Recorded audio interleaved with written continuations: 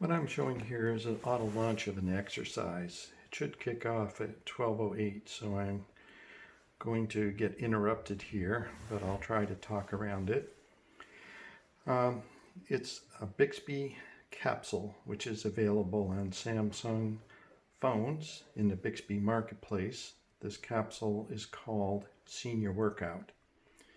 And the idea is here to have it auto launch is you could have a calendar item that pops up, or a reminder to do an exercise, but it's better to have a little bit of encouragement, like a voice asking you to get up and a little video showing you it to encourage you to get up and do it.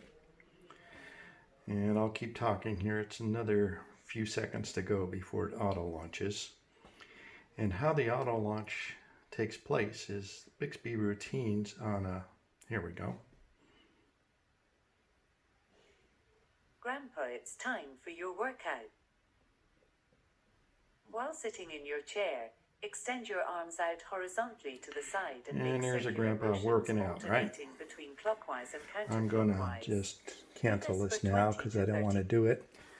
So the way this works is Bixby routines and Smart Lock, you can set to only have this happen when you're at home, either by detecting your GPS location or your Wi-Fi at home.